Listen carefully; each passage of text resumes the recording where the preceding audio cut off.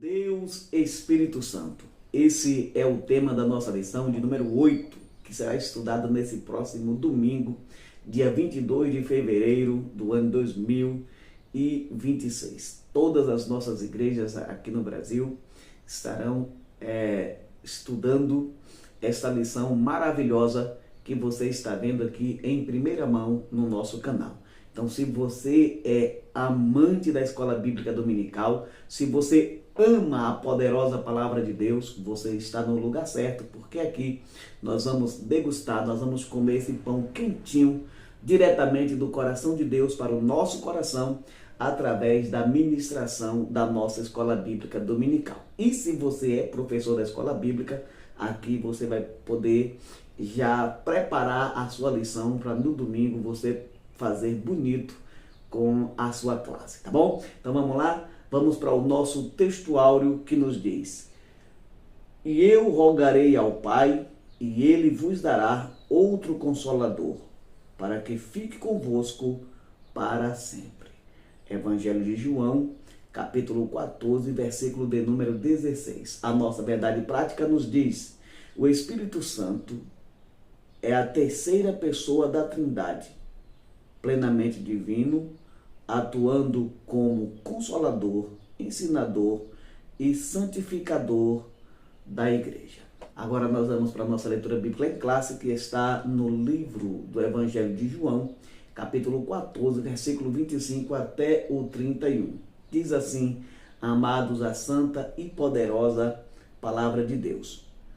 Tenho-vos dito isso estando convosco, mas aquele Consolador, o Espírito Santo, que o Pai vos enviará em meu nome, vos ensinará todas as coisas e vos fará lembrar de tudo quanto vos tenho dito. Deixo-vos a paz, a minha paz vos dou, não vos-la dou como o mundo a dá. Não se turbe o vosso coração, nem se atemorize. Ouvistes o que eu vos disse: vou e venho para vós. Se me amasseis, certamente exultareis por ter dito: vou para o Pai, porque o Pai é maior do que eu. Eu vos-lo disse agora, antes que aconteça, para que, quando acontecer, vós acrediteis. Já não falarei muito convosco, porque se aproxima o príncipe deste mundo e nada tem em mim. Mas, para que o mundo saiba que eu amo o Pai e que faço como o Pai me mandou, levantai-vos, vamo-nos daqui. Então essa foi a nossa leitura bíblica em classe. E agora nós vamos para nossos objetivos. A gente sempre tem 3 objetivos que são propostos pela equipe pedagógica da CPAD, e eu gosto de trazer esses objetivos para que possamos compreender o caminho que estaremos trilhando durante a nossa ministração. E aí nós temos o primeiro objetivo, que está ligado também ao primeiro ponto da nossa lição, que é mostrar que o Espírito Santo é uma pessoa distinta, mas coigual ao Pai e ao Filho. O segundo ponto, evidenciar a plena divindade do Espírito Santo e seus atributos. Terceiro ponto, ou terceiro objetivo, ressaltar as principais obras do Espírito Santo: encarnação, ressurreição e santificação. Então, esses são os 3 objetivos da nossa lição, cada um dos objetivos ligado a um dos pontos. A nossa lição ela está dividida, como sempre, em 3 pontos principais, sendo o primeiro a pessoa do Espírito Santo, o segundo, nesse caso, a divindade do Espírito Santo, e o terceiro e último, as obras do Espírito Santo. Esses são os 3 pontos principais que estaremos discutindo, que estaremos analisando, estudando e aprendendo à luz da poderosa palavra de Deus à medida que nós formos ministrando cada um deles. Cada um desses pontos também estão divididos em 3 subpontos, numa sequência temática, iniciando com a pessoalidade ou a personalidade do Espírito Santo, até concluirmos com as obras que foram e que são realizadas pelo Espírito Santo. E desde a sua pessoalidade até as obras que ele realizou e ainda realiza, são evidências claras, inequívocas, de que o Espírito Santo ele é totalmente Deus, coexistente com o Pai e com o Filho. Então, vamos agora para a nossa introdução da nossa lição e depois passaremos aos nossos subpontos que acompanham os 3 pontos principais da nossa lição.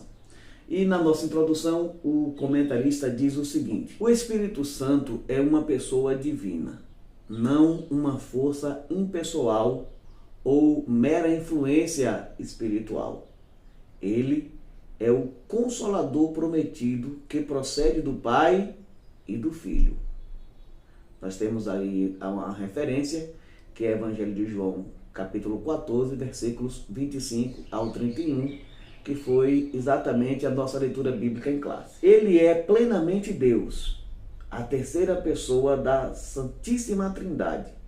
Esta lição discorre acerca da pneumatologia, com base bíblica e teológica, evidenciando a pessoa do Espírito Santo, sua eterna divindade e as suas obras. Então aqui nós já temos os 3 pontos principais que serão trabalhados nessa lição. E aí eu repito aqui mais uma vez: a personalidade ou a pessoalidade do Espírito Santo. Vamos ver as provas, contundentes, inequívocas, que o Espírito Santo ele é uma pessoa e não simplesmente uma força ativa. Vamos ver que vamos também compreender, entender através das Sagradas Escrituras que ele é eterno como o Pai e o Filho, da mesma essência, e também vamos ver através das suas obras que ele é Deus.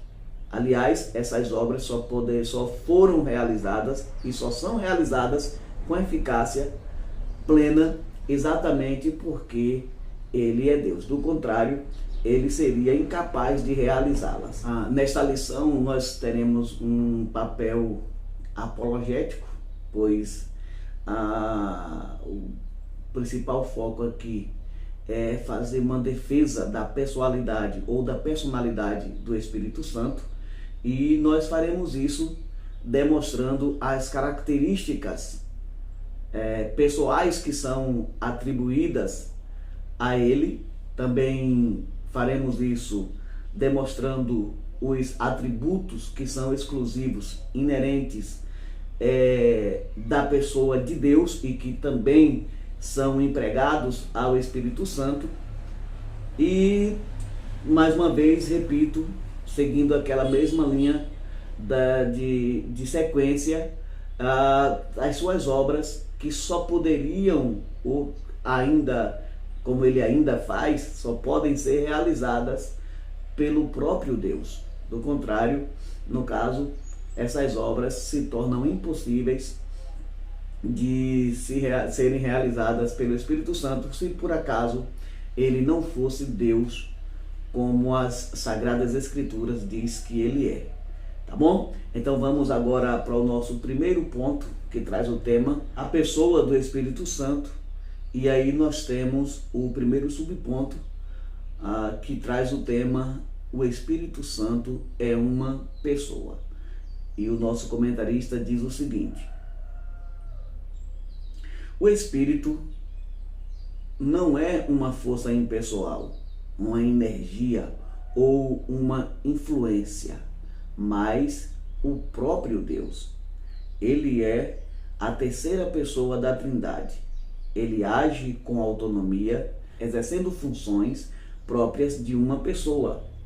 ele tem propósito, tem mente e consciência, o que comprova sua racionalidade. Ele pode ser entristecido, o que envolve a sensibilidade e emoções.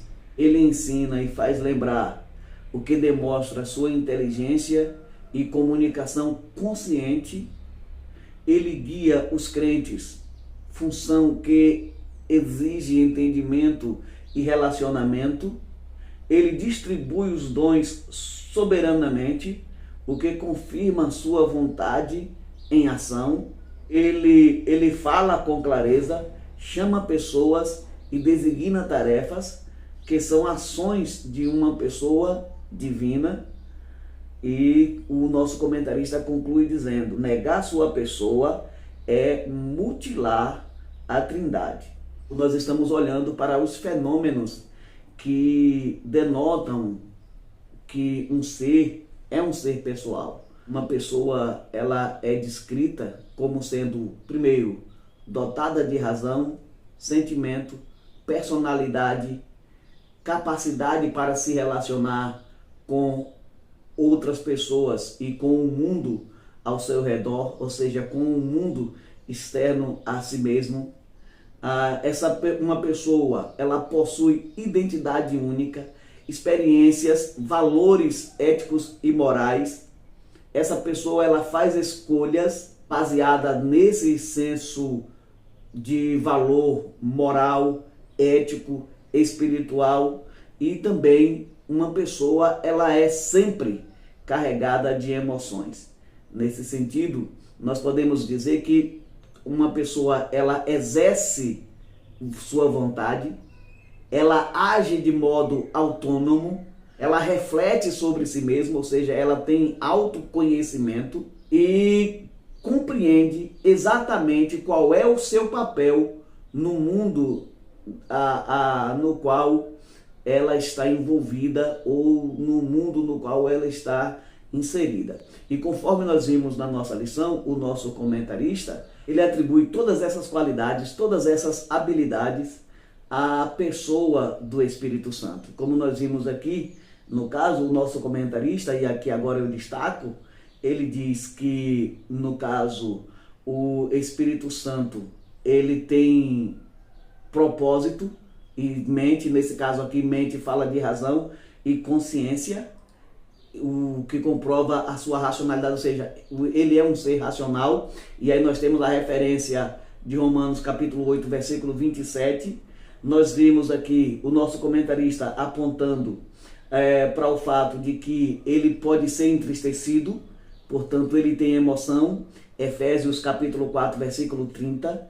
Também o nosso comentarista aponta o fato de que ele ensina, ou seja, ele é um mestre, ele é um professor, e para ensinar e fazer lembrar a outras pessoas daqueles ensinamentos ou de outros ensinamentos mais, demonstra que ele tem consciência para fazer comunicação, para se comunicar, para se relacionar com outras pessoas. Ele tem, nós vimos aqui, que ele guia os crentes, o que demonstra que ele tem entendimento para se relacionar, para guiar os crentes salvos em Cristo Jesus. Temos a referência de João 16:13. Ele distribui os seus dons conforme a sua vontade própria. Então ele age de maneira autônoma, ele é autônomo, ele tem vontade própria e age segundo essa vontade. Ele faz juízo de valores, como nós vimos, que tudo isso são características da pessoa do Espírito Santo. E ele fala de modo claro, e aí todas essas atribuições, todas essas qualidades, todas essas habilidades que são demonstradas através da palavra de Deus, para nós são de fato uma marca ou evidências, como eu já falei, inequívocas, que demonstra a pessoalidade do Espírito Santo. Nesse sentido aqui, você pode duvidar de muitas coisas, menos que o Espírito Santo é uma pessoa. Por quê? Porque a santa e poderosa palavra de Deus atribui a ele, emprega a pessoa dele, características que são exclusivas, que são inerentes apenas a seres pessoais, apenas a um ser que tem personalidade, que tem pessoalidade. Somente um ser pessoal pode e é capaz de desenvolver todas essas tarefas que o Espírito Santo desenvolveu e desenvolve até os nossos dias atuais. Uma força ativa, uma força impessoal, ela é incapaz de desenvolver essas tarefas, porque são tarefas que dependem, são habilidades que dependem de consciência, razão, e somente um ser pessoal tem essa consciência, é racional o suficiente para desenvolver tais tarefas. Agora nós vamos para o nosso segundo subponto, que traz o tema pessoa distinta da Trindade. O nosso comentarista comenta nesse subponto com as seguintes palavras: a doutrina da Trindade afirma que Deus é um só em essência, mas subsistente em três pessoas distintas. Aí nós temos aqui uma referência que é 1 João, capítulo de número 1 e o versículo de número 2. Embora o Espírito Santo compartilhe da mesma natureza divina do Pai e do Filho, sendo plenamente Deus, ele é uma pessoa distinta dentro da unidade da Trindade. Aí nós temos aqui mais uma referência que é Tito, capítulo 3, versículo 5. Essa distinção do Espírito Santo é essencial para refutar heresias como modalismo, que ensina que o Pai, o Filho e o Espírito Santo são apenas modos sucessivos de uma única pessoa divina, e o arianismo, que nega a divindade do Filho e do Espírito, os pneumáticos que negavam a deidade. Porém, as Escrituras ensinam que o Espírito é enviado pelo Pai e em nome do Filho, evidenciando seu papel distinto e sua missão específica. Aí nós temos aqui mais uma referência que é o Evangelho de João, capítulo 14, versículo de número 26. E aí o nosso comentarista conclui esse subponto dizendo o seguinte: em suma, o Espírito Santo é distinto do Pai e do Filho, mas plenamente Deus. Nesse segundo subponto, nós estamos olhando aqui agora para as características ou para os fenômenos que vão distinguir as três pessoas da Trindade. Vão demonstrar, mais uma vez, de maneira clara, que Deus coexiste em três pessoas e que essas três pessoas, elas são totalmente distintas. Ela não é, no caso, três modos diferentes de se manifestar em épocas diferentes. Ela, no caso, as Sagradas Escrituras demonstra que, nesse sentido, Deus, ele coexiste na pessoa do Pai, do Filho e do Espírito Santo. Nós temos aqui algumas referências, no caso, nesse sentido, desses fenômenos que demonstram de maneira clara essa distinção entre Pai, Filho e Espírito Santo, que eu quero trazer para vocês aqui agora. Começo a citar, no caso, essas referências. Por exemplo, no Evangelho de Mateus, capítulo 3, a partir do versículo 17, o Filho, ele está sendo batizado, o Espírito Santo está descendo sobre ele em forma de pomba, e o Pai está bradando dos altos céus, dizendo: este é o meu Filho amado, em quem me comprazo. Então aqui, nesse texto que nós citamos, nós temos claramente uma manifestação simultânea das três pessoas da Trindade. No Evangelho de João, capítulo 14, versículos 16 e 17, Jesus é o Filho eterno que roga ao Pai para enviar o Espírito Santo. Já pensou que se nós estivéssemos falando aqui de um único Deus que se manifesta de três modos diferentes, o quanto seria contraditório e esquisito essa oração de Jesus, esse pedido de Jesus Cristo, que ele está aqui orando, falando com o Pai, para que rogue, para que envie o Espírito Santo. Isso seria, no caso esdrúxulo, seria uma coisa meio que sem sentido, se porventura nós tivéssemos um único Deus que se manifesta de três modos diferentes, como ensinam, no caso, os modalistas ou os unicistas, nesse sentido, né? Aí nós temos a referência de Mateus, capítulo 28, versículo 19, a fórmula batismal.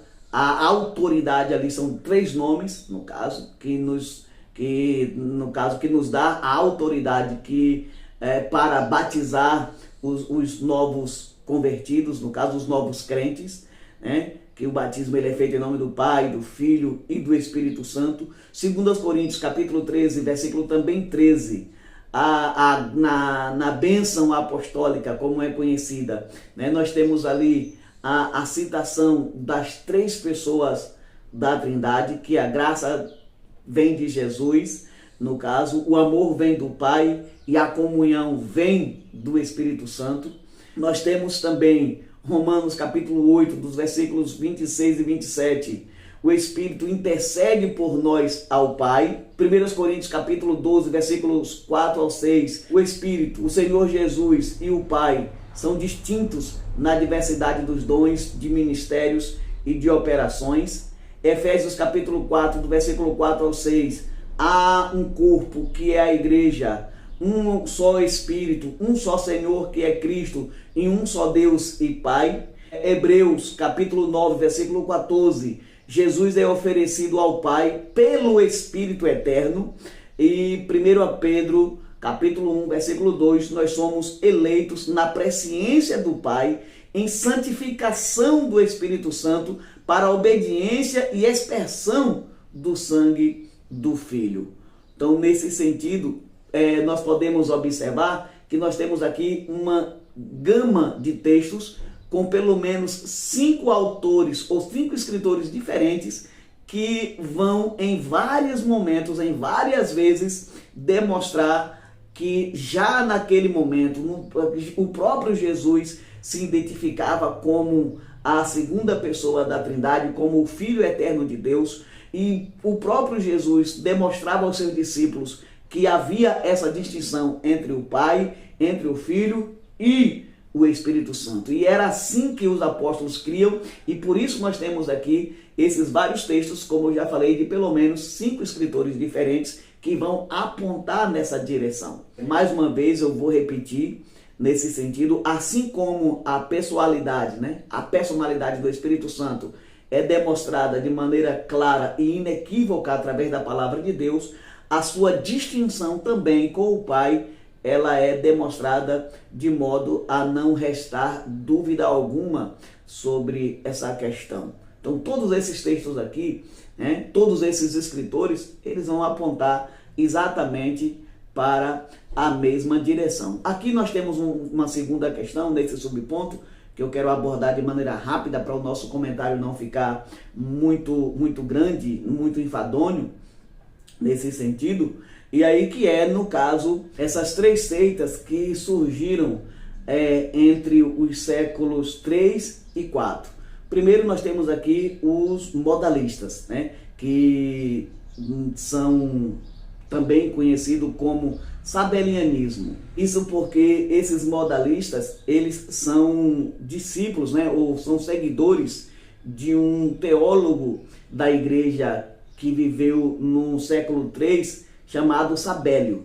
Então, o Sabélio, ele foi o mentor, foi o idealizador, o indivíduo, a pessoa que sistematizou essa ideia, no caso que Deus é uma única pessoa com manifestações distintas em momentos distintos da história da humanidade. Em algum momento ele se manifestou como Pai, em outro momento ele se manifestou como Filho e em outro momento ele se manifestou como Espírito Santo. Os modalistas, né, eles acabam negando a doutrina clássica da Trindade, que afirma a existência de 3 pessoas, no caso, um só Deus coexistente na pessoa do Pai, do Filho e do Espírito Santo. O segundo, no caso, é o arianismo. ele leva esse nome exatamente por causa do seu mentor, do seu fundador, que foi um presbítero da igreja de Alexandria, chamado de Ário. O Ário desenvolveu uma ideia nesse sentido, onde ele pregava que só Deus, só o Pai é Deus verdadeiro e eterno. Nesse caso, para Ário, Jesus, o Filho, no caso, ele era criado pelo Pai antes de todas as coisas. Então, houve um tempo onde Jesus não existia, na ideia de Ário, né? E que o Filho é superior às criaturas, mas não é Deus por natureza. Eu acho que você já deve ter visto isso em algum lugar, viu?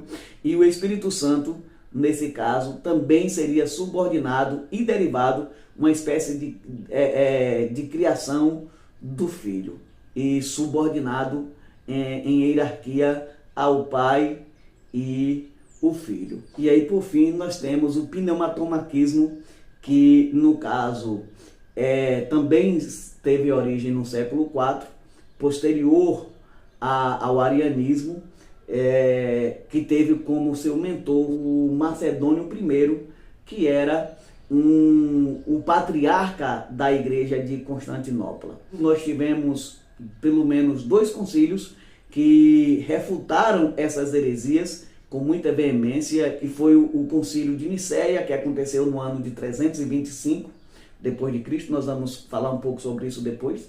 E também o concílio de Constantinopla, que aconteceu no ano de 381, aonde essas heresias elas foram refutadas. Foi criado, no caso, e confirmado, né, um credo para a igreja em relação à doutrina da Trindade.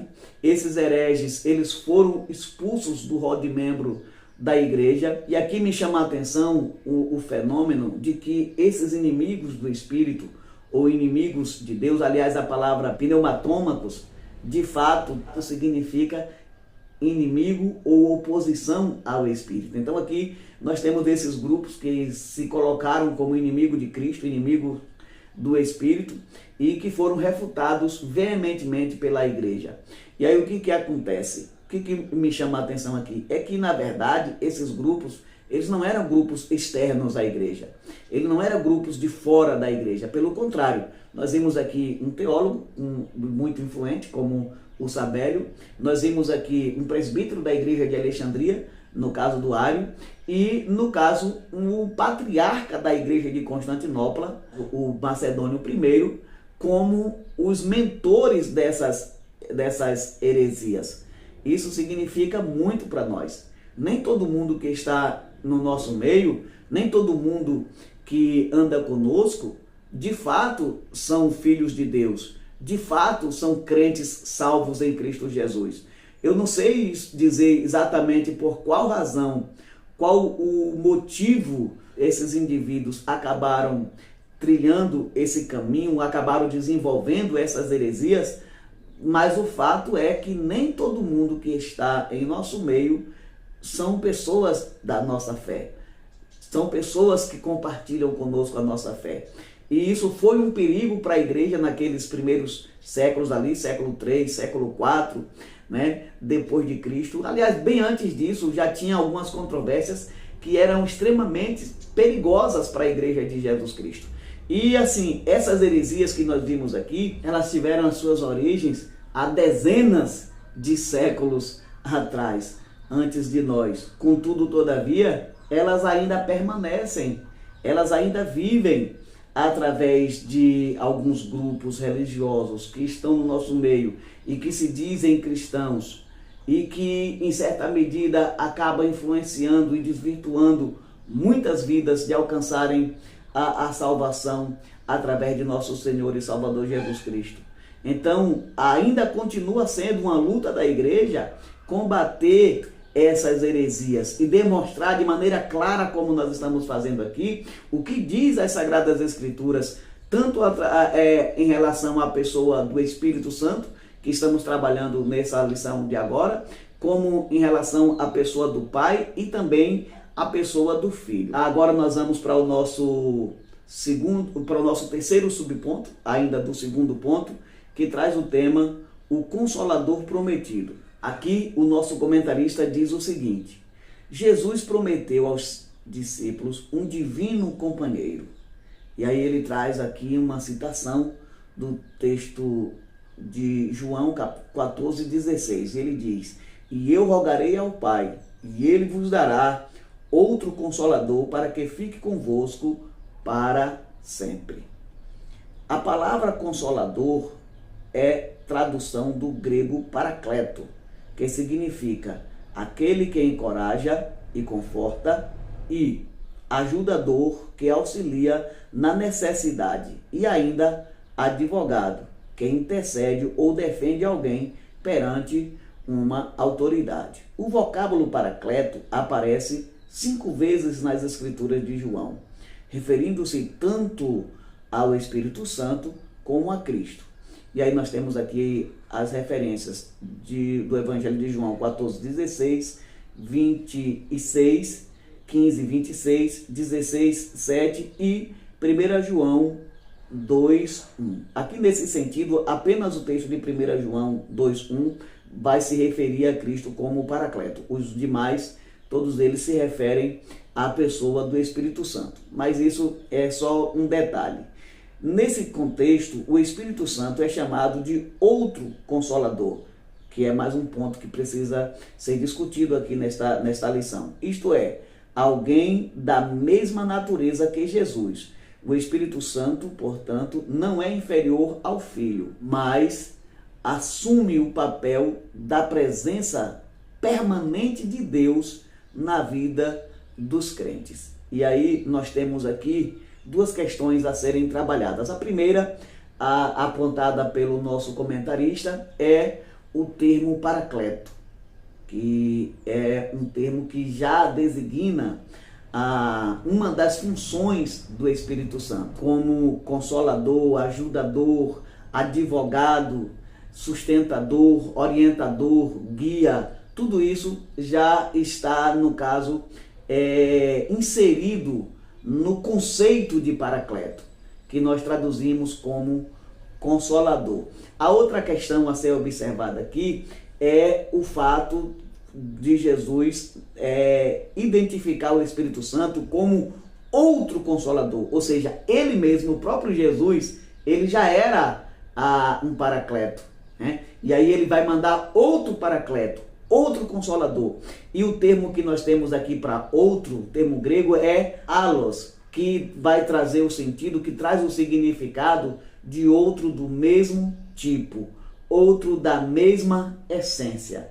Então, para aqueles grupos que são inimigos do Espírito Santo e que diziam que o Espírito Santo não tinha ou não tem a mesma essência do Pai e do Filho, aqui esse texto é um tapa na cara desses indivíduos, porque o termo ou a palavra grega allos, ela é muito clara nesse sentido, sem restar dúvida alguma de que Deus, de que Jesus está falando de outro indivíduo da mesma essência dele, né? Outro indivíduo com as mesmas características, outro indivíduo exatamente igual a ele. Então são esses 2 pontos que nós precisamos tratar aqui nesse terceiro subponto do primeiro ponto, né? E aí agora a gente já vai caminhando aqui para o nosso segundo ponto, que traz o tema a divindade do Espírito Santo. Então nós já vimos a pessoalidade do Espírito Santo, já vimos a sua distinção com o Pai e com o Filho, e também já vimos uma das suas funções, que é o paracleto, e também já vimos o conceito de que ele é exatamente da mesma essência do Filho. E se ele é da mesma essência do Filho e o Filho é da mesma essência do Pai, então ele é da mesma essência do Filho e da mesma essência do Pai, sem passar e sem faltar em coisa alguma. Aqui é uma prova incontestável da sua divindade. E agora divindade essa que nós vamos trabalhar melhor aqui no segundo ponto. Nós temos o primeiro subponto que traz o tema, o debate filioque. E aí o nosso comentarista diz: a expressão latina filioque significa e do Filho. Isso aqui, a gente lendo assim a lição fica até meio perdido, né? Essa questão e do Filho, o que isso quer dizer. Mas vamos lá que a gente vai compreender. Foi inserida no credo niceno constantinopolitano para reafirmar o ensino bíblico que o Espírito procede do Pai e do Filho. O Espírito Santo que o Pai enviará em meu nome. Aí nós temos a referência aqui dessa citação, que é João 15, 26. Se alguém não tem o Espírito de Cristo, esse tal não é dele. Aí temos mais uma referência da citação, que é Romanos 8, 9. Deus enviou aos nossos corações o Espírito de seu Filho. Mais uma referência da citação, que é Gálatas 4, 6. Esse debate ocorreu no século IV, em virtude das heresias do arianismo e dos pneumatômacos. Em 381, após confirmar que o Pai e o Filho e o Espírito Santo possuem a mesma essência divina, a Igreja aprovou o credo que ratificava as Escrituras e professava a fé no Espírito Santo, Senhor que dá a vida e procede do Pai e do Filho. E como o Pai e o Filho é adorado e glorificado.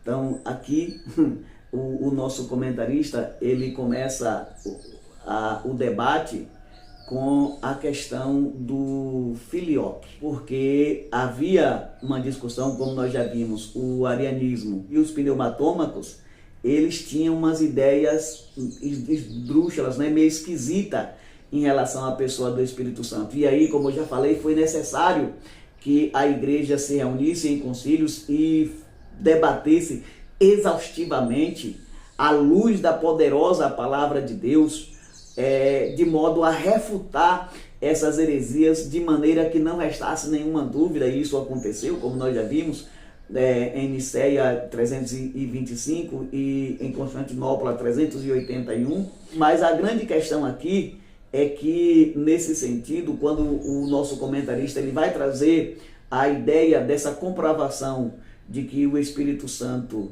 é divino, assim como o Pai e o Filho, ele traz à nossa memória como esses debates aconteceram e qual a conclusão que a igreja chegou naquele momento. E aqui em especial no Concílio de Constantinopla, em 381, aonde foi já de fato confirmado, né, ratificado os ensinamentos das Sagradas Escrituras, de que não só o Espírito Santo procedente do Pai e do Filho, como também ele é da mesma essência do Pai e do Filho, sendo assim Deus coexistente com o Pai e o Filho. E do mesmo modo que o Pai e o Filho recebem adoração e são glorificados, o Espírito Santo também recebe adoração e é glorificado pela Igreja de Jesus Cristo. Então, nesse debate aqui, nessa questão, nós temos mais uma vez o nosso autor apontando para dois pontos, para duas questões principais, que inclusive nós já falamos sobre essas questões. Primeiro é a questão da filiação, da procedência, na verdade, né? A procedência e a natureza do Espírito. Qual é a procedência do Espírito? O Espírito, ele procede, segundo as Escrituras, do Pai e também procede do Filho. É bom a gente notar que não é uma questão aqui de hierarquia. O Pai é maior, o Filho é menor e o Espírito Santo é subordinado tanto ao Pai quanto ao Filho, como defendia os pneutomarquistas, no caso. Tem nada a ver aqui com questão de hierarquia. Inclusive, em alguns textos bíblicos, o Espírito Santo vem sendo citado como a primeira pessoa, em outros textos o Filho vem sendo citado na primeira pessoa, demonstrando que não há uma questão aqui de organização hierárquica nesse sentido, né? Mas apenas de procedência, né? Diz assim, o Espírito ele vem em nome do Pai e também ele vem em nome do Filho. Ele age em nome do Pai e também ele age em nome do Filho. Essas discussões que ocorreram tanto no Concílio de Nicéia quanto no Concílio de Constantinopla, elas não diziam a respeito apenas à questão da procedência do Espírito, mas também a confirmação da sua plena divindade, coisa que foi feito sem nenhuma sombra de dúvida através das Sagradas Escrituras, como nós já vimos aqui, e os textos que estão na nossa lição como referência demonstra isso de maneira clara e contundente. E agora nós vamos para o nosso segundo subponto, que traz o tema os atributos divinos do Espírito Santo.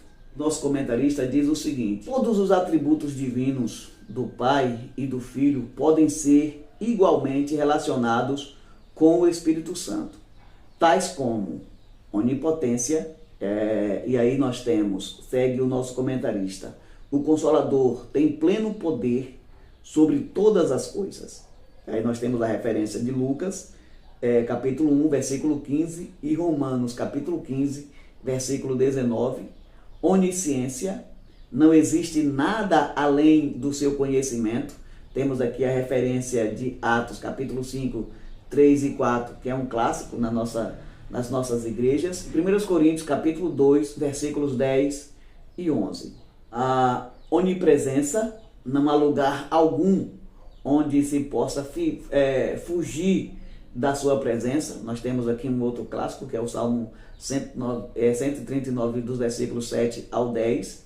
A sua eternidade, ele não passou a existir no Pentecostes, pois ele estava presente no ato da criação. E aí nós temos aqui dois textos, e eu acredito até que o melhor deles aqui seja o texto de Hebreus 9, 14, mas também nós temos Gênesis 1 e 2, que eu atribuiria mais o Gênesis 1 e 2 como agente da criação. Então, assim como o Pai é criador, o Filho também é criador, o Espírito Santo também estava presente como agente na criação de todas as coisas. Esses atributos absolutos são exclusivos da divindade.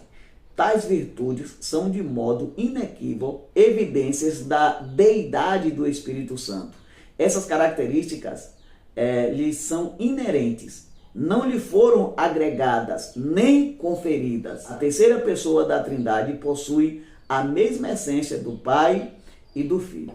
Então, nesse sentido, o nosso comentarista ele vem na defesa da deidade do Espírito Santo agora, falando dos atributos que lhes são inerentes, atributos que lhes são, no caso, características intrínsecas, ou seja, esses atributos são dele.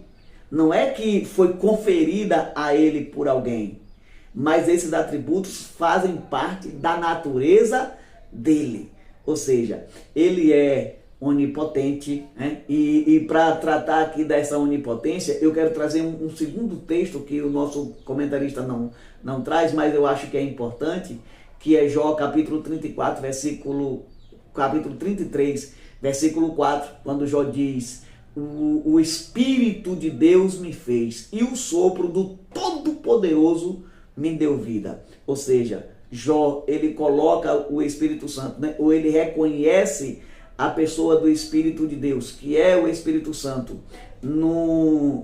como agente criativo, como agente da criação, e ainda, no caso, o reconhece como sendo o Todo-Poderoso, para tratar aqui da sua onipotência. Então, ele é onipotente, ele é onisciente, ele é onipresente, ele é imutável. Quando nós estamos falando aqui, por exemplo, de Hebreus capítulo 9, versículo 14, que o escritor o chama de Espírito Eterno, eternidade aqui é um sinônimo para imutabilidade. E no caso, como eu já falei, Gênesis 1 e 2 coloca o Espírito Santo na cena como agente ativo da criação.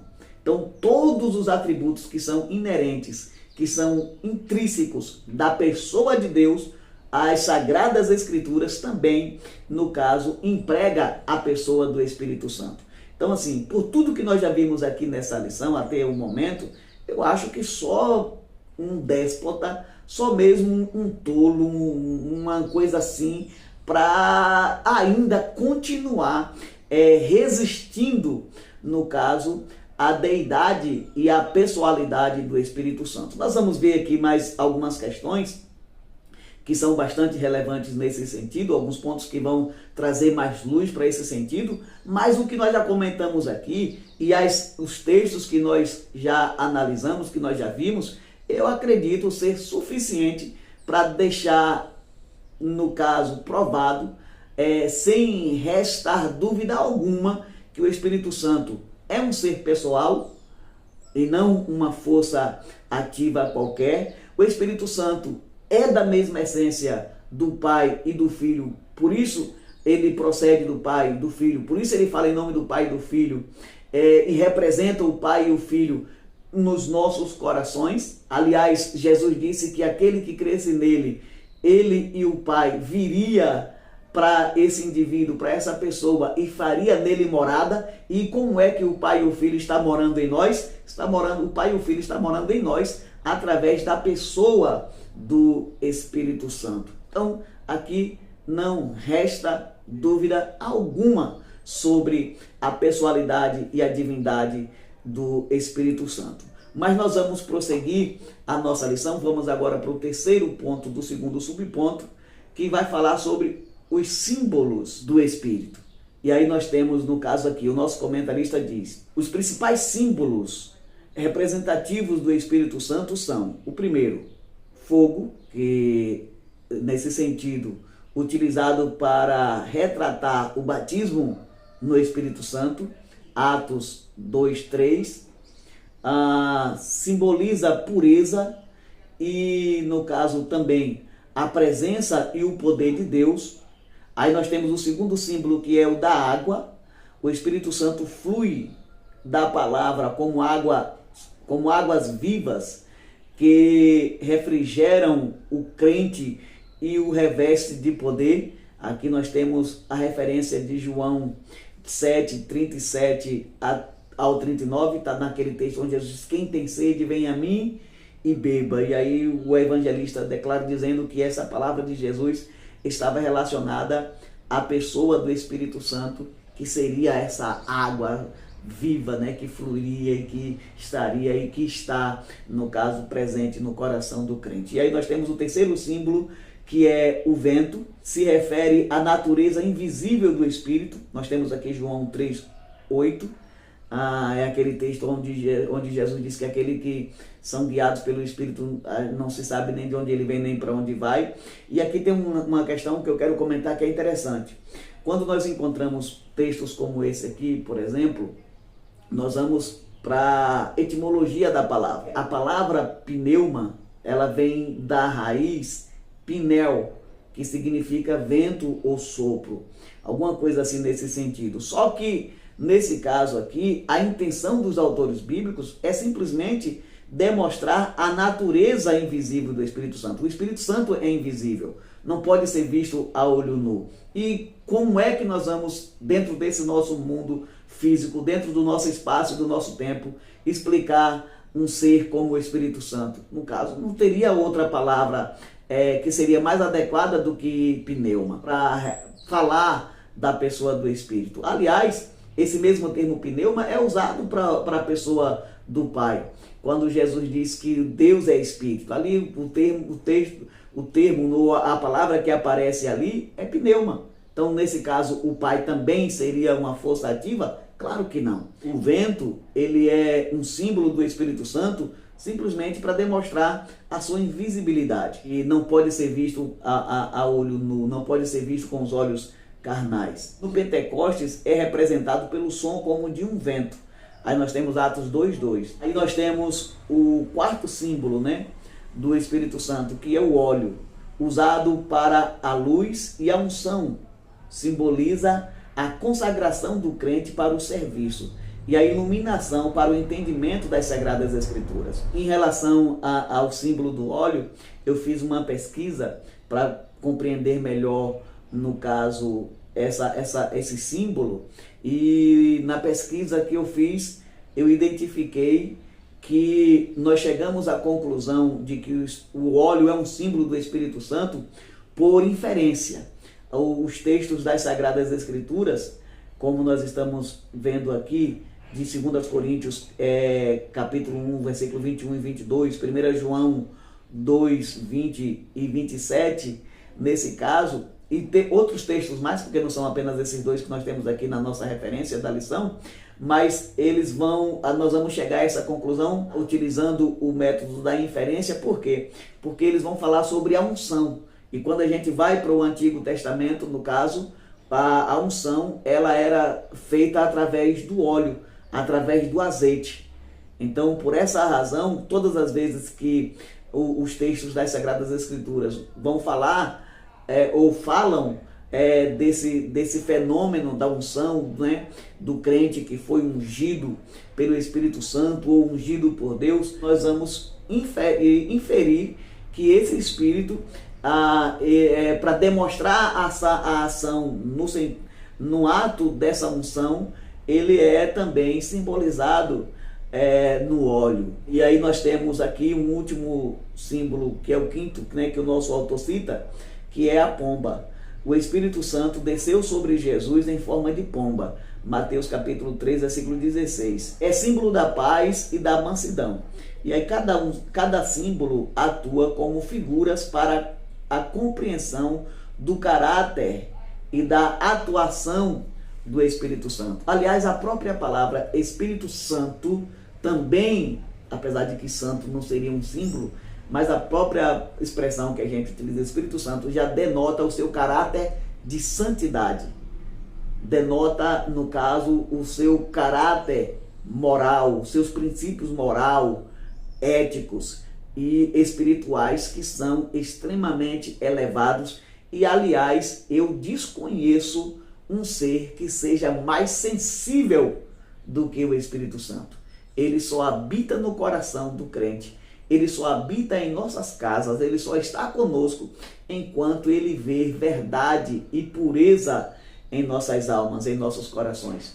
A qualquer sujeirinha que aparecer, o Espírito Santo se afasta de nós. É exatamente por isso que o apóstolo Paulo diz: não entristeçais o Espírito Santo. E também ele diz: não extingais o Espírito Santo, em relação ali ao símbolo do fogo, né?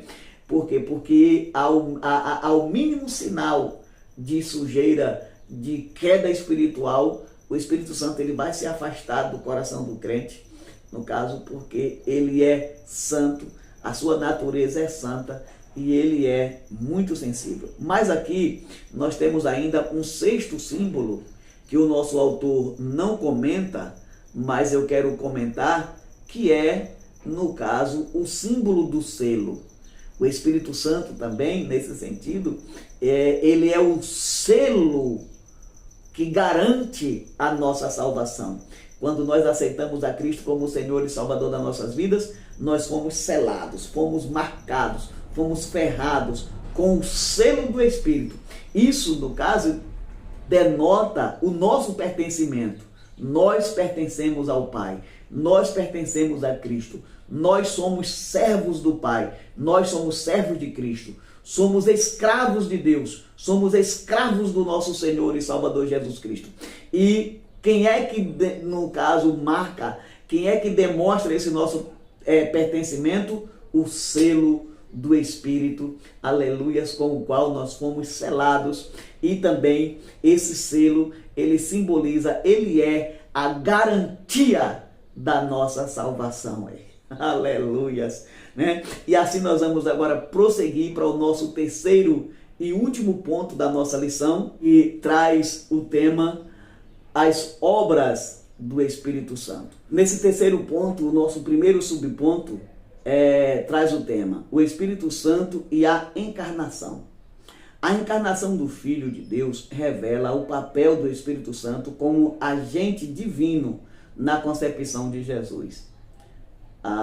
E aí ele cita umas partes aqui do Evangelho de Lucas, capítulo 1, versículo 35, e diz: descerá sobre ti o Espírito Santo, e a virtude do Altíssimo te cobrirá.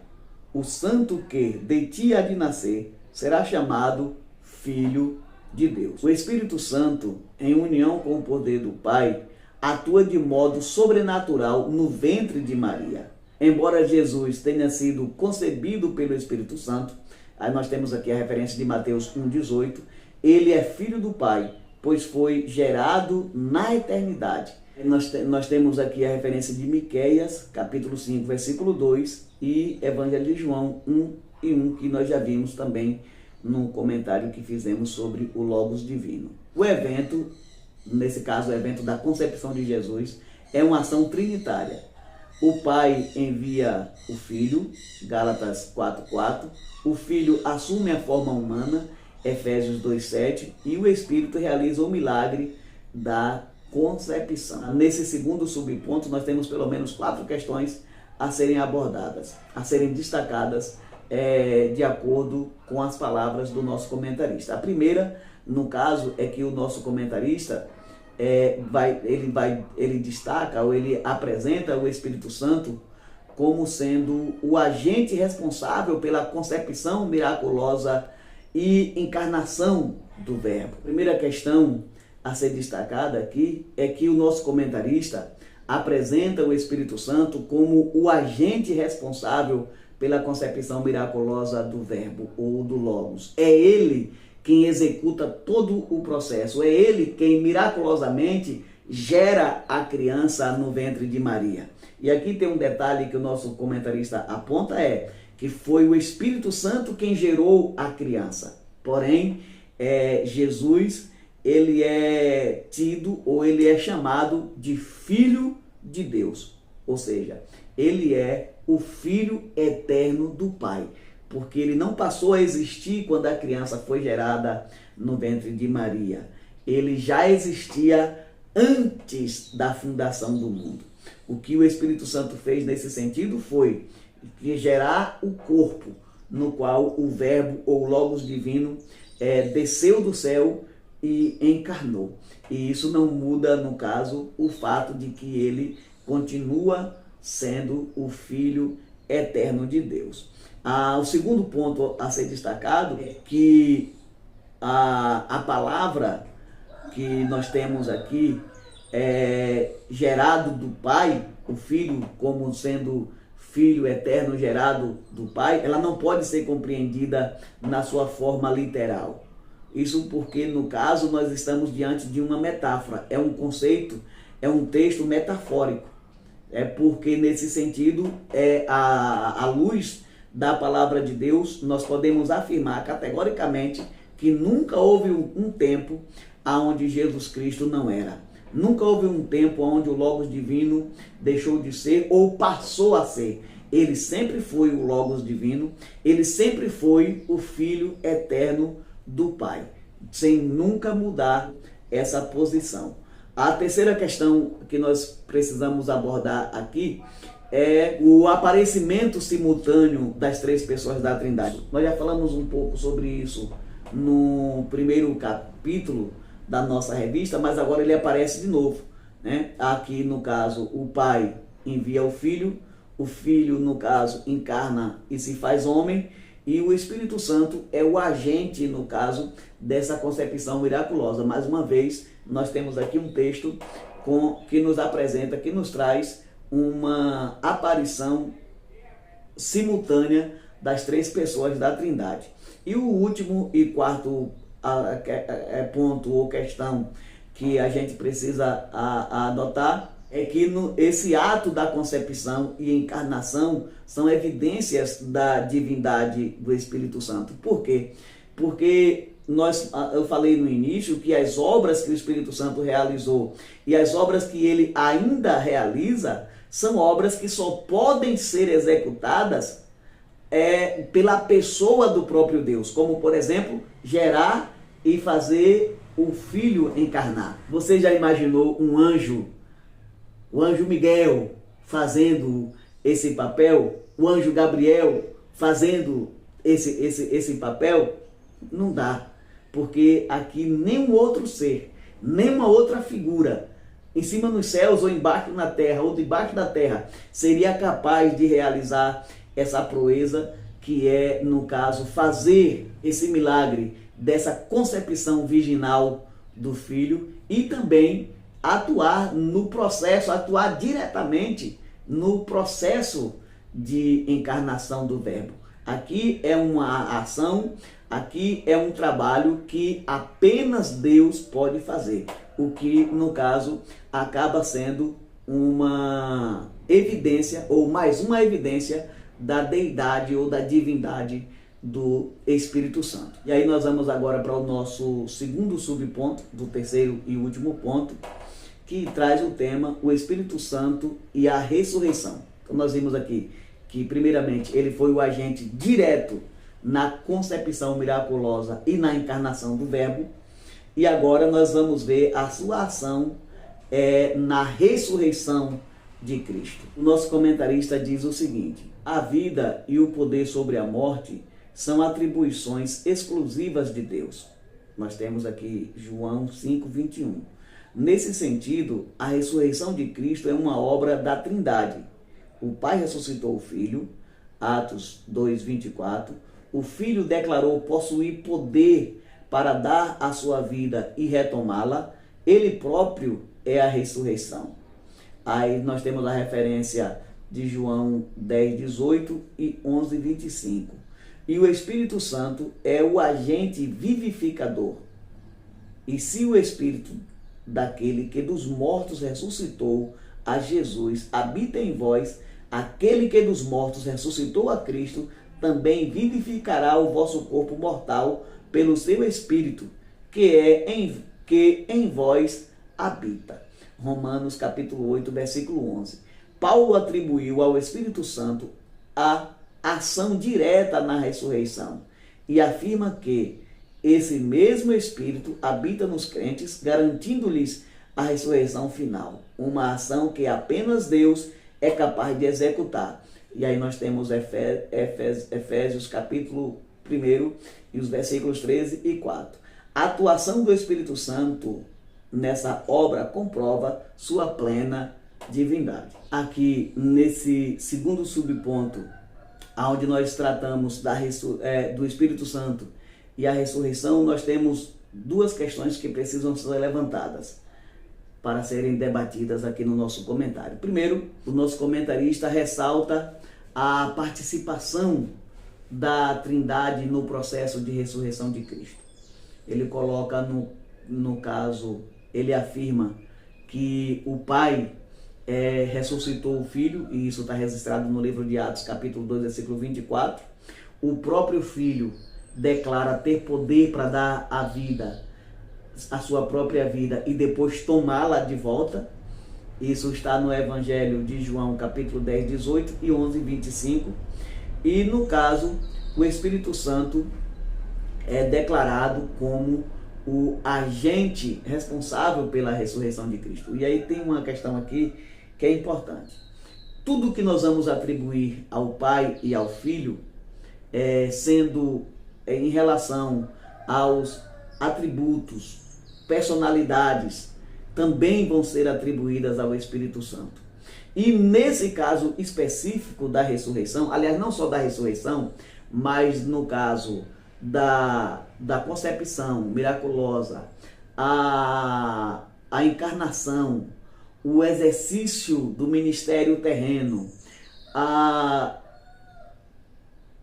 sua ressurreição e a ascensão de Cristo, todos esses fenômenos, eles vão ser atribuídos diretamente à pessoa do Espírito Santo. São atribuídos ao Pai, como nós vimos aqui a ressurreição, e também são atribuídos ao Filho. Porém, o Espírito Santo, ele é apresentado como o agente direto, responsável pelo acontecimento desses fenômenos. Até porque, no caso, por exemplo, o texto das Sagradas Escrituras é claro quando ele diz que Jesus Cristo, que o Verbo esvaziou-se de si mesmo, ou seja, Jesus não usou a sua divindade, a sua glória, a sua majestade, o seu poder quando ele estava aqui na terra. Tudo que ele fez, tudo que aconteceu com a pessoa de Jesus nesse processo de concepção, encarnação, ministério, ressurreição e ascensão, aconteceu pelo poder do Espírito Santo. Então o Espírito Santo, ele foi o agente direto nesses processos. A segunda questão que a gente precisa ressaltar aqui, em relação à ressurreição, é que qualquer tipo de ressurreição, não só de Cristo, mas qualquer tipo de ressurreição, ela é um ato exclusivo de Deus. Somente Deus pode ressuscitar alguém. Somente Deus pode fazer alguém levantar dentre os mortos. E o Espírito Santo fez isso. Não só com Jesus, mas como eu falei, no ministério de Cristo, tudo que Jesus fez foi através do Espírito Santo. E aí a gente viu a ressurreição de Lázaro, entre outros, e a ressurreição do próprio Cristo.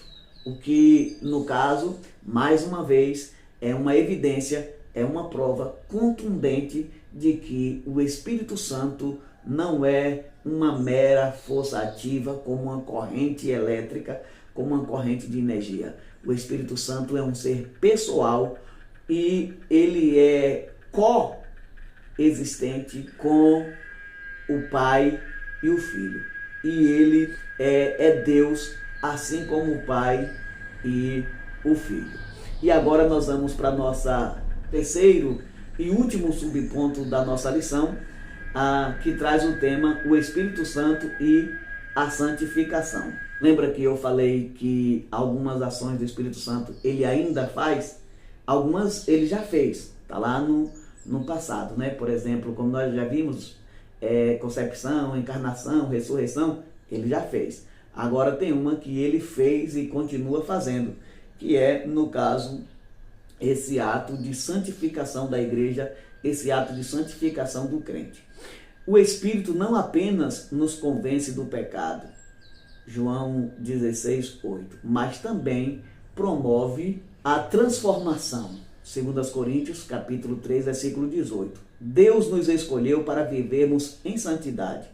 Aí nós temos Efésios, capítulo 1, versículo 4, e 2 Tessalonicenses, capítulo 2, versículo 13. A santificação possui duas dimensões. Uma posicional, no momento da conversão, aí nós temos aqui a referência de 1 Coríntios 6:11, e outra progressiva, como processo contínuo de transformação. Aí nós temos aqui Hebreus, capítulo 12, versículo 14, que é um clássico na nossa igreja, e prossegue o nosso autor dizendo o seguinte: o Espírito Santo habita no crente desde a regeneração até a glorificação, conduzindo-o em santidade. Porém, requer a cooperação do crente. Paulo exorta: andai em espírito, Gálatas 5:16, e adverte: não entristeçais o espírito, Efésios 4:30. No entanto, não é resultado exclusivo do esforço humano, mas uma ação permanente do Espírito. 1 Pedro 1:2. Essa ação atesta a deidade do Espírito, pois apenas Deus pode transformar o coração humano. E aí nós temos Ezequiel, capítulo 36, versículo 26, como referência para o afirmado pelo nosso comentarista. Então veja bem, nesse terceiro ponto, nós temos aqui a questão da santificação do crente. O nosso autor divide essa santificação em dois momentos. Primeiro, a santificação posicional, que se refere ao ato imediato, no qual o crente é separado para Deus no momento em que ele aceita Jesus. Nesse sentido, possa ser quem for, eu não vou citar aqui os pecados, até para o YouTube não derrubar o meu vídeo, no caso, mas pode ter sido o pior pecado aí que você imaginar. Imagine aí um pecado. Então esse pecado cruel, terrível, abominável, quando o indivíduo aceita Jesus Cristo como o Senhor e Salvador da sua vida, de todo o coração, esse pecado ele é instantaneamente perdoado. Não somente ele, mas todos os pecados do indivíduo é instantaneamente perdoado e ele é instantaneamente santificado pelo poder do sangue de Jesus Cristo e pela ação poderosa do Espírito Santo que vem, aleluias, e atua, passa a morar, passa a habitar na vida do crente. O segundo ato de santificação, o nosso comentarista aponta dizendo que ele é progressivo. Por quê? Aqui tem uma questão que é bastante interessante, porque nós nunca deixamos de crescer na graça e no Espírito. A Bíblia diz que nós somos transformados como o romper da aurora. Vai se transformando até se tornar dia perfeito. Nesse sentido, a santificação progressiva, ela diz respeito ao processo contínuo de crescimento espiritual, em que o crente, ele é auxiliado pelo Espírito Santo.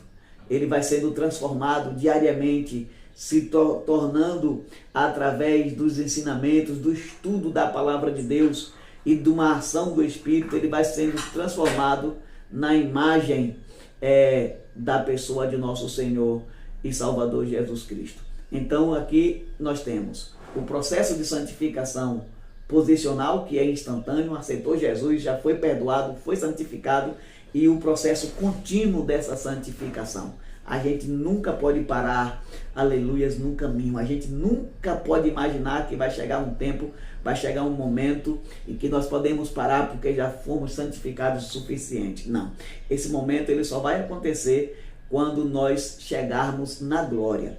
E a segunda questão a ser abordada aqui é que esse processo de santificação, tanto o processo instantâneo quanto o contínuo, não é uma ação do homem em si. É uma ação direta do Espírito Santo. Agostinho, um dos pais da igreja, quando ele tratou na sua filosofia o problema da existência do mal, ou do surgimento do mal, ele diz que o mal ele pode ser vencido pelo homem através da graça e da misericórdia de Deus. Na graça, Deus nos alcança estando nós ainda no lamaçal de pecado.